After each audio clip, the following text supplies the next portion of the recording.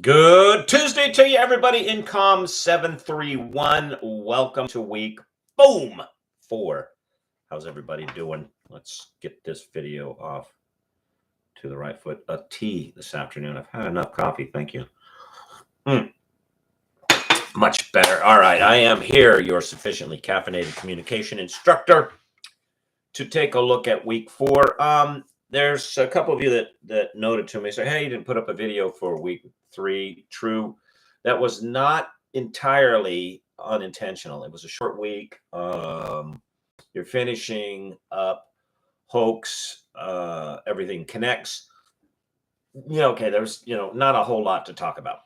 This week, though, you're going to be starting a new book, okay? Tapscott and Williams, Macroeconomics. I hope that you'll like this book. I have enjoyed it. I've read it, a few times. In fact, I got it way back in its hardback form. This thing was, look at this. Look at this. This is only for a book lover. This stupid thing was almost $28. Look at that right in there. Let's see if I can get that to focus. $27.95. I got this back in 2015. So golly, where does the time go? That's almost 10 years ago, dude. Anyway, it takes you to and through a look at the world and asks some of the tougher questions concerning connectivity. And that's what I'd like you to focus on as you read the book. So for instance, the first question I ask you to ponder, why should it be that the emerging technologies in data and risk management that are used to value products, and what do I mean by value products? Well, you'll read in there, but to give you the short of it, everything is a bet. Okay. And much of what's sold to you is priced really by two things. Number one, just what will you put up with by way of cost and performance? I mean, for those of you who use Apple devices, you're using the device, and this is not a criticism of anybody, okay? You've told Apple that you will put up with exclusivity by way of charger type, because all the other phones on the planet use the USB, the C, the small port, not Apple. You've told Apple that you'll put up with exclusivity by way of application type, because the types of apps that run on Apple are very specific to the operating system. And Apple shows no sign of changing its operating system. Android, and now the operating system, I believe, is owned by Google. And it's become so universal and so ubiquitous that the manufacturer of the phone is all over the place. Okay, from, I don't know, Motorola to Samsung to, all sorts of things. Okay, so that's the first thing. What's the market gonna put up with? But then the second thing are mathematical equations that look at the buying and selling habits of people to determine what the market will put up with. And that's what we mean when we say the tools that are used to value things in the marketplace. Now, there are some things in the marketplace that you're required to buy that have an additional variable introduced into the equation, and that is how it is that you behave and how your behavior affects the product. So, for instance, insurance is one of those, and it's interesting to look at that particular sector in business and how communication technology has been impacting it. Because it used to be, let's take car insurance, that you got thrown into a pool with people. There were people at the insurance company, and this I can assure you of, as opposed to insure you, that were very carefully watching and compiling the statistics of accidents that required money based on age, gender, geographic location, economic status, educational levels. All of these variables were going in to say, what is the percentage of accidents that occur when the demographic numbers align like this? So let's just say 18 to 25, Caucasian, male, greater Los Angeles Valley. All right. And they were pricing the product, which you're required to buy, according to the averages of accidents from fender benders to catastrophic events that required payment from an insurance company. And you got thrown into this pool. And maybe you didn't live in the greater Los Angeles Valley. Maybe you lived north. Maybe you lived on the other side. You lived towards Needles or something. California is on the way to Las Vegas. But you were paying a rate that was based on this data set.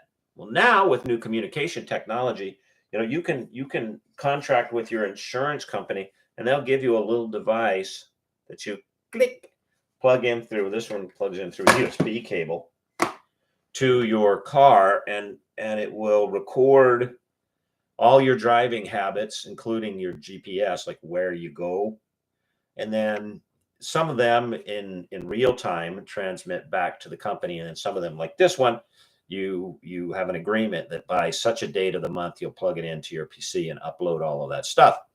And they go, oh, hey, wait a minute, this guy is not behaving in the way that the average person in that pool of the greater Los Angeles Valley drivers behave.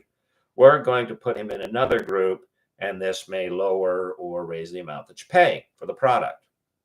Okay, this is what we're talking about, all right? So the question is, should these be kept hidden from the public? And your immediate answer might be, of course, there should be nothing hidden from us. Well, that's what we're going to be looking at this week.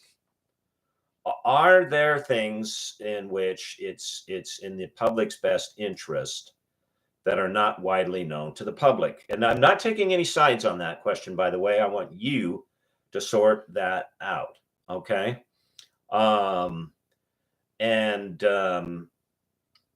Is it or is it not good for us? Okay. Also in Tapscott and William, you're gonna read about how it is that communication technology is allowing us, and again, should this be distributed openly, to solve crises, especially caused by, whether human or not, natural disasters. And I'll give you a couple of interesting examples of that. Okay. I want you to learn some sort of simple and fundamental terms. Okay. Like, what are the 5 principles of Weakonomics? And these guys wrote a book called Weakonomics, and this is their second go, and this is macroeconomics. So if it sounds like, it's not a term that refers to the title of this book, it's a term that refers to a title of the book they did before this book. Okay. And in it, we're not trying to make parrots here. I'm not asking you to memorize just to mimic something back. Okay. Which of the 5 principles would you say, do you believe could benefit most if the organization you belong to, and you can use a church, a job, a fraternal organization, whatever, if they fully understood and embraced the principle, which would it be? Okay, so in asking you this question, I'm asking you not only to be able to define what these principles are, but to be able to apply their application to something else. Okay. And then we're going to start taking a look at how technologies, communication technologies, are allowing the consumer to engage in the production process in innovative, and that has a positive connotation, but in ways that we haven't seen before. So we're going to have some more terminology here, like prosumption. So I want you to be able to not only define that, but to be able to explain and say, yeah, this is what it means, and this is, how it would go in this situation. And this is how it relates to organizational innovation and so on and so forth. Now, the reason, besides just, learning the material in the class and being able to apply it to what you do, that I want you to look at these things is that the definitions, comprehensions, and applications of these terms will form the bulk of the material that you'll be asked to demonstrate mastery over in your examinations. Okay? So if you do the discussions, if you keep up with the questions, if you read the material, you should be in good shape come exam time. All right. For this week, because we're now at the 10th and you have a deadline coming up, your part 1 of your paper is it's not due now, but it's coming up toward. So I don't want to put anybody in a panic. It's not till the 23rd, but that's about 2 weeks out from now. Okay, so you should have settled on a research question. If you have, and some of you have been, you're reaching out to me and go, what do you think about X, Y, and Z? Great. If you want to phone me up during office hours, you want to send me an email. Let me make a suggestion to you if this is not already sort of, up in your head. It doesn't matter which of the 2 programs you're in. If you're in the do the dissertation PhD program, or if you're in the Doctorate of Strategic Communications, do a project program. Pick a research project that applies in some way to either your planned dissertation or your planned project for DSC. What I mean by apply in such a way, it helps you build a bibliography. It helps you broaden your understanding of the topic. It fleshes out your introduction that you would write. It builds your literature review. It familiarizes you with the methodology that you're going to want to use for this project. Now, you don't have to have all of these questions sorted out right now. You might be saying, man, I got 2 other classes besides this, and I'm working a job, and I'm trying to bounce a kid on my knee over here. Yeah, I get it. But unless you have lots of time on your hands, do the work now, the work that you do now, rather, to take away from the work that you're going to have to do in future. Okay. So I'm not asking you to pick some sort of rando topic. Pick something that serves you. Okay. And if you have questions about it or you're not sure, please reach out to me. Okay, everybody. Enjoy the beginning of this book. I hope you enjoyed Everything Connects. It gets a little ethereal in places, but I think he's onto something, or the 2 of them are onto something. All right. Remember to keep working on part 1 of your paper. Have a great week. I'll see you on Canvas. Bye-bye.